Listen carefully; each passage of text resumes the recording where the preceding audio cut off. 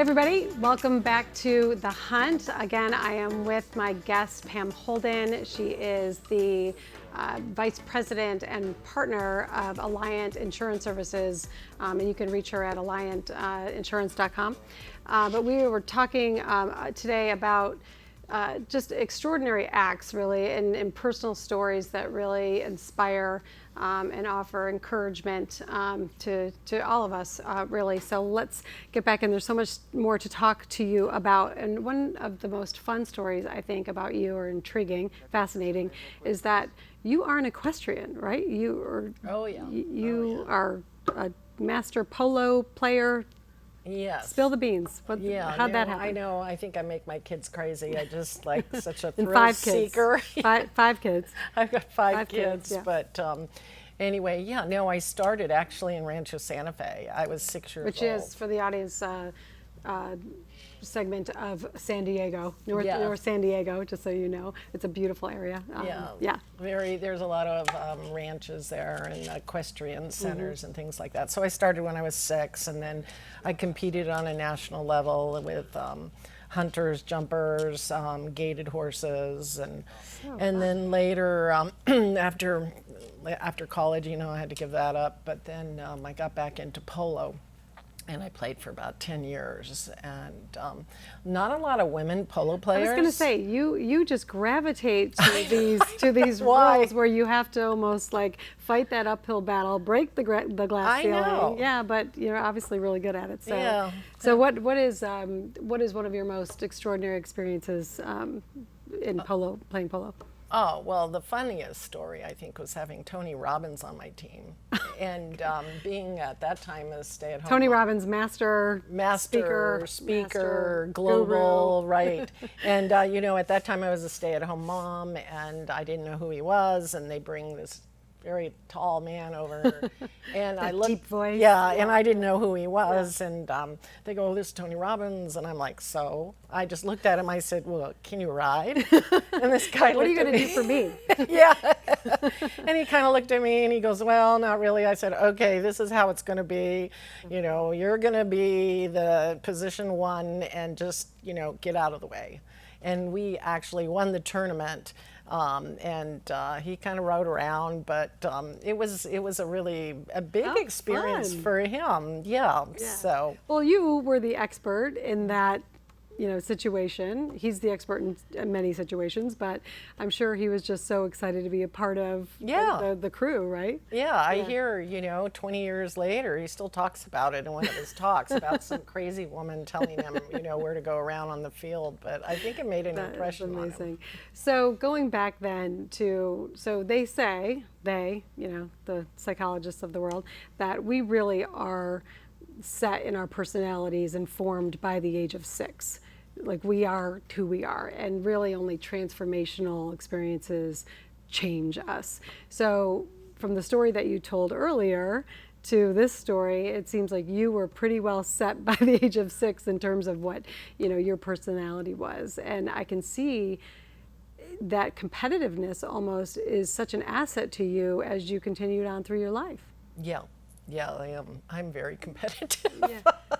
But in a positive way. But no, in it's a an positive asset. Right. way. Yeah. And I got to take somebody out. But well, you mentioned you were a single mom, and I have been a single mom myself. So that in itself takes just such grit on a daily basis. Right? It's a tough journey to be a single mom.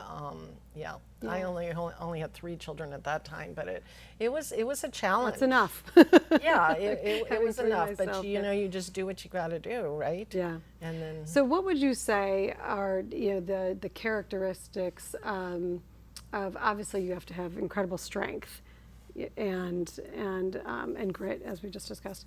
But what would you say are the main characteristics of getting through that time, and then landing back on top?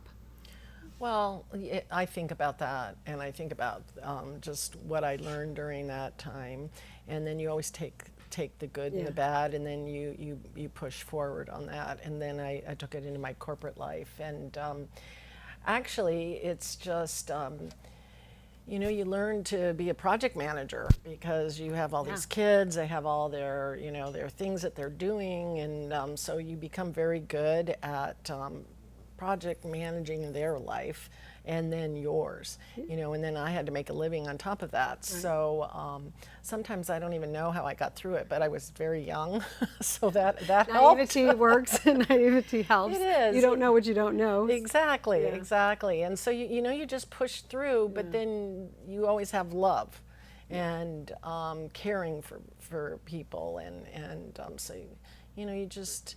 And then you have your little group, and you just stick together. Yeah, your tribe of people that you rely on. It's a tribe, and so you just push through every day, and not think about the things you don't have. Just think about what you have, and you have each other, and build each other up on a daily basis. That's such good advice, because I think sometimes we do tend to focus just as humans on you know, what to avoid, or what, you know, what I don't have, versus starting the day full of gratitude with what you do have. Right. Yeah. Right. And did you find, I mean, your kids are grown now. Everyone's doing well and they're prospering. really great. Yeah. So well done, Mom, for that. No, but it does. It makes such a big difference. So, I mean, you're a great mom. You're a business owner.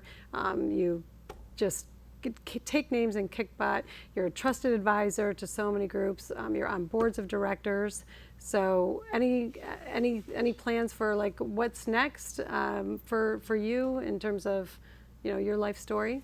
I think I'm just going to keep trucking. I'm just going to keep going along. It's you're just getting started. I feel like and you know, even though I'm in the later in life, it's I don't think the stigma is there so much that I'm at a certain age and I need to retire.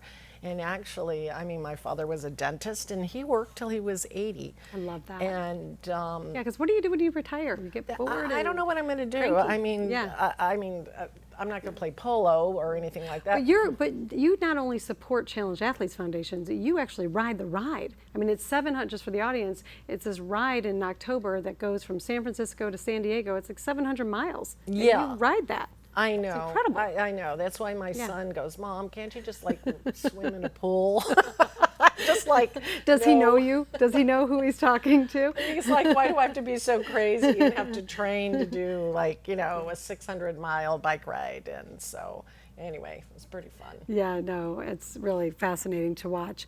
And, you know, I want to just personally thank you. You know, we've been raising money for LLS, the Leukemia and Lymphoma Society this year, and you've been such a huge help, you know, to all that. So really want to thank you.